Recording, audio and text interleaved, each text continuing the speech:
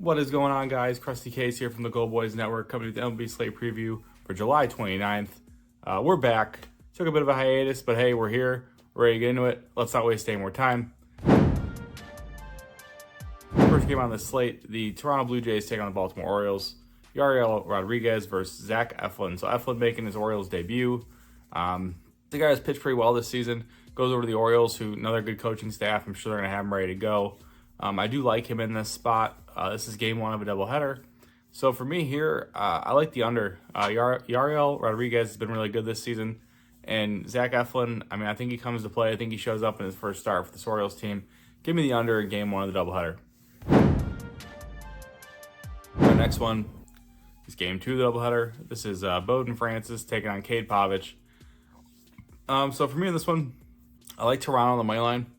I just think that Povich is in for a rough outing. Bowden Francis isn't very good either, but he's not going to go very deep, so it's likely a bullpen game for this Toronto team. Where on the flip side, Povich is a guy who they actually want to start. They want to, have him go some innings, and I just think he gets touched up here. It's a brutal matchup for him. He's really struggled against these teams that can hit lefties really well, and you're running into a good team here with Toronto.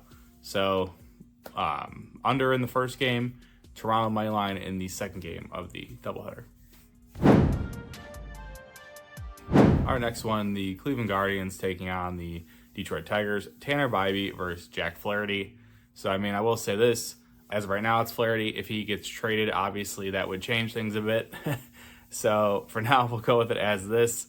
I like the Guardians here. Bybee coming off a game where he left with a calf cramp, I want to say. So, shouldn't have any issues. It was against the same Tigers team. So, they're playing each other again. Those hyper proximity starts, I'm always a little wary, but I just like Cleveland here. Bybee's a guy who I like to back. I like his stuff. I think he pitches well against this Tigers team.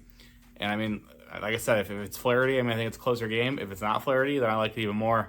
And this price is going to get really out of hand if Flaherty is scratched in this one. So give me the Guardians on the money line here. Our next one, the New York Yankees taking on the Philadelphia Phillies. This is Luis Hill versus Zach Wheeler. Really good pitching matchup here. Probably one of the best pitching matchups on the slate. I'm gonna go with the Yankees. This Phillies team, their offense has been frustrating the hell out of me lately, and I just can't get there with Wheeler. I think Wheeler pitches well. I think Gill pitches well. I think this game is low scoring. I was a little surprised to the total 8.5. Truthfully, I figured we'd see a 7.5. But for me here, I gotta go to the Yankees. I think the value's there. You're getting them a plus money. Wheeler minus 155 on the money line. I get it because it's the Phillies and they're really good and they're at home, but this offense just, if you've been watching, they are frustrating. So for me here, it's the Yankees. It's the Yankees at plus money. I'll take my chances that Gill goes out there and deals, and hopefully these bats continue to swing it. They're swinging it pretty well in this Boston series, so looking for that to carry over. Wait, before we get back to the picks, I wanted to thank you all for watching. Friends don't let friends watch videos without hitting the like button. So go ahead and press the thumbs up button and like the video. If you're new here and not subscribed, you should go ahead and do so because we're dropping new content each and every day on the Gold Boys Network. We strive to cover every sport and give out picks and analysis and valuable information for free on the Gold Boys Network. So make sure you're subscribed and hit the bell so you can get notified when we drop something new. I'm Brad Thomas. Let's get back to the picks. Our next one, the Chicago Cubs taking on Cincinnati Reds. Jameson Taillon versus Carson Spires. So for me here, I really have no interest in backing a side. Jameson Taillon's a guy who I've talked about a few times. I like him for this Cubs team. He's been really good in this rotation. Do think he pitches well in this spot. Carson Spires is a guy who, in my opinion, been a bit of a luck box early on here. And Cubs, I want to back the Cubs in some capacity. I like their team total. My biggest issue here is their inconsistencies. If you've been watching them, their offense is just so hit or miss. They traded Morel now, so now you're not going to have that bat in the lineup. They did get Isaac Paredes from the Rays. I'm not sure if he'll be playing in this game or not. I'm assuming he'll be with the team. I'm not sure if he'll be in the lineup yet, though. But for me here, it is the Cubs team total over. Going to the Great American Small Park. This is a great spot for them to get the bats going. Great spot for them to score some runs. Wouldn't be surprised if they do it, relatively early. Our next one, the Minnesota Twins taking on the New York Mets. Simeon Woodwardson versus Jose Quintana. I'm on the Twins money line here. It's really simple. I like Quintana a lot. He's pitched really well. He's altered his pitch mix a bit if you've been paying attention. In 2 strike counts now, he's no longer just throwing one pitch. Pretty much kind of spreading out all 4 of his pitches evenly. It's made him really effective in these 2 strike counts. Obviously, K percent has gone up quite a bit over the last about a month. This Twins team is just a tough cookie. Obviously, against lefties, we've seen it. Power pitchers have had a lot of success, but these guys like Quintana, the more of finesse guys, the ones who need to hit their spots, have really struggled. Simeon Woods Richardson, he's been serviceable, definitely been pretty consistent for this Twins team. In my opinion, he's more than enough to navigate through about 5 innings against this Mets lineup, but they turn it over to that bullpen who's been pretty good this season. So I like the Twins on the money line here.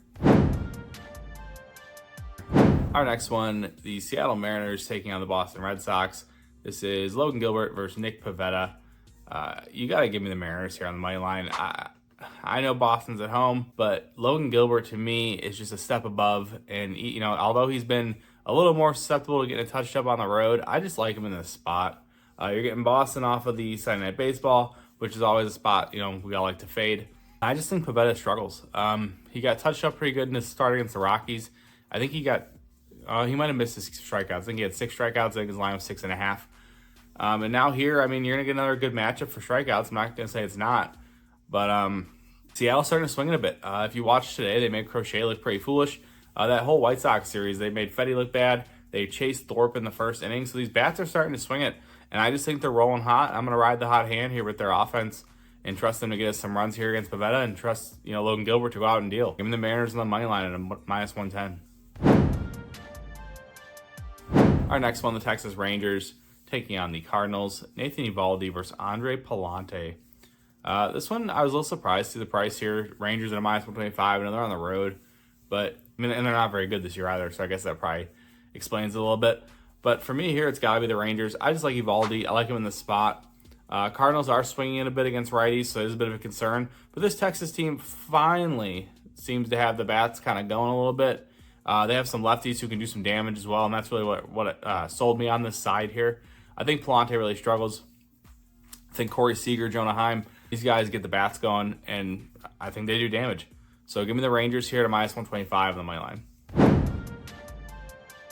Our next one, the Atlanta Braves taking on the Milwaukee Brewers.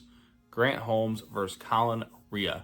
So I believe it's going to be like a sort of a bullpen game for the Braves. Holmes has gone, I believe, into the 4th inning a couple times, so wouldn't be surprised to see him go about 4 innings here. Maybe even they try to push him to a 5th if he's pitching well. But for me here, it's going to be Milwaukee in the money line.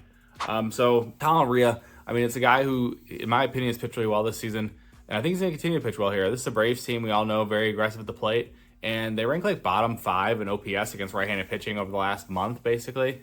Just not really, producing runs, not really finding a lot of success. And I think Rea could take advantage of that here. So the Brewers at a -125 the money line. I love it. It's a playable price. I think they get it done. Our next one, the Kansas City Royals taking on the Chicago White Sox. This is Alec Marsh versus Chris Flexen.